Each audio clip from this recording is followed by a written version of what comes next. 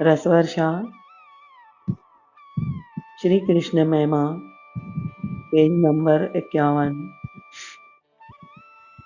5-1 दुआ नंबर 5 श्री राधे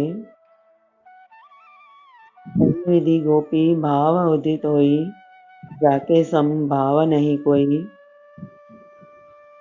ऐसे बंसी की धुन में मग्न होकर के और अंतःकरण शुद्ध होकर के गोपी भाव उदित होता है, जिसके समान दूसरा कोई भाव है ही नहीं। गो अक्षर इंद्रन को वाचक पीजन पियत श्याम रसराचक।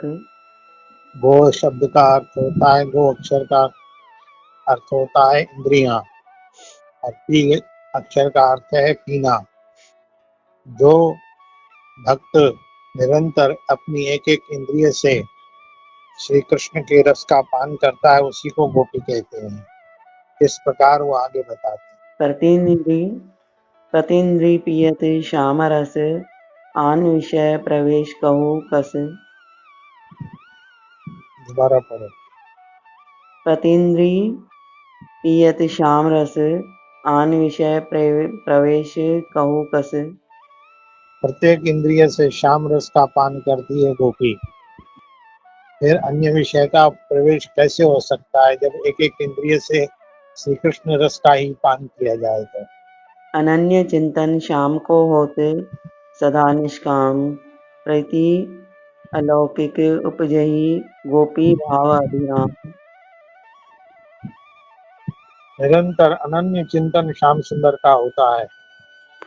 अनन्य चिंतन श्याम को होत सदा निष्काम, दूसरी कोई कामना रहती ही नहीं है, बस श्री कृष्ण का ही रस पान करते हुए उसी में मग्न रहती है गोपी। अनन्य चिंतन श्याम को होत सदा निष्काम प्रीति अलौकिक उपजही गोपी भाव अभिराम। अलौकिक प्रीति हृदय में उत्पन्न होती है, इसी को अभिराम आनंदमय प्रेममय श्रद्धामय रसमय गोपी भाव कहा जाता है, जो अंतःकरण में गोपियों के निरंतर छाया रहता है। गोपायते भावम इति गोपी हिय दृढ़ भाव श्याम रति रोपी। दूसरा अर्थ है गोपी का जो अपने भाव को गुप्त रखती है, प्रकट नहीं करती, अपने भावों को, अपने रस को, अपने अंतःकरण के चाह को गुप्त रखती है। गोपायते भावने एक गोपी, हिय दृढ़ भाव श्याम रति रोपी।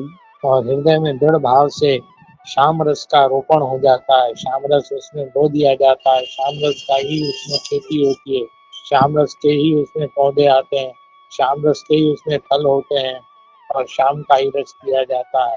अंतःकरण में श्याम रस मानो रोप दिया जाता है। श्रवणन पियत श्री कृष्ण की कथा जाते मिटते हृदय की व्यथा।